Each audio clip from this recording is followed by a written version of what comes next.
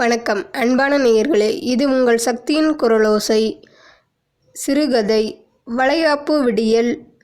விடியற்காலை எழுந்தது முதல் காலில் சக்கரம் கட்டாத குறையாக வீட்டிற்குள் வலம் வந்தாள் சகுந்தலா.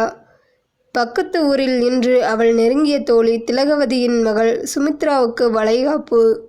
ஆரம்ப பள்ளியில் ஆரம்பித்த அவர்களுடைய நட்பு கல்லூரி கடந்து இன்று வரை தொடர்கிறது. பள்ளி நாட்களிலேயே தவறு செய்பவர்களை உடனே தட்டி கேட்கும் துணிச்சல் உள்ளவள் திலகவதி. அஞ்சா நெஞ்சம் படைத்தவள். தோழிக்கு நேர் எதிரானவள் சகுந்தலா.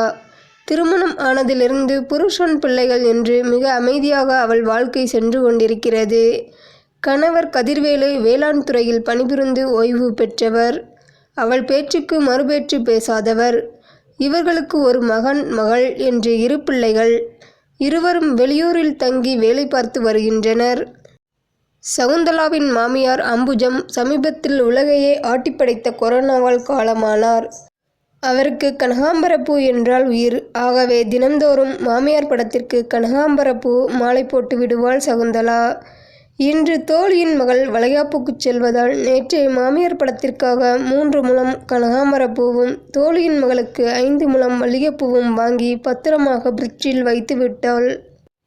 கணவர் கதிர்வேலும் குளித்துவிட்டு உடைகளை மாற்றிக்கொண்டு தயாராக வெளியே வந்தவர், "என்ன சகுந்தலா, கிளம்பலாமா?" என்று குரல் கொடுத்தார்.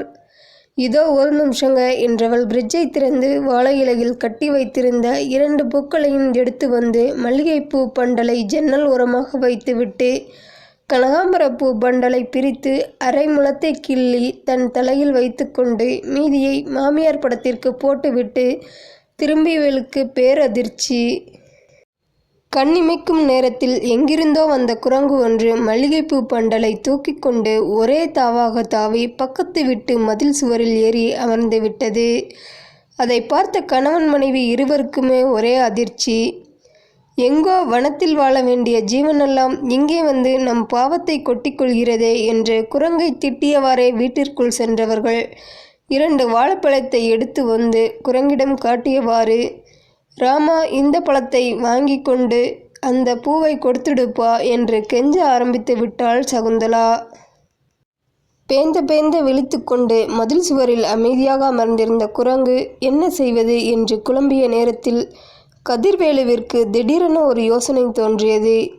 பழைய குல்லா கதை மனதில் தோன்றவே வீட்டிற்குள் சென்றவர் கனகாம்பரப்பூவை கட்டியிருந்த அந்த வாழை இலையில் பழைய காகிதத்தை சுருட்டி பண்டலாக கட்டிக்கொண்டு வெளியே வந்தார். அதை குரங்கிடம் காட்டியவாறே திடீரென்று கீழே வீசி எறிந்தார். அதே நொடியில் குரங்கும் தன் கையில் இருந்த மல்லிகைப்பூ பண்டலை கீழே வீசி எறிந்தது. அதை பார்த்த சகுந்தலாவுக்கு போன உயிர் திரும்பி வந்ததை போன்ற ஒரு உணர்வு. பூ பண்டலை கையில் எடுத்துக்கொண்டாள். இருவரும் மிக மகிழ்ச்சியாக வளைகாப்பு விசேஷத்திற்கு கிளம்பினார்கள்.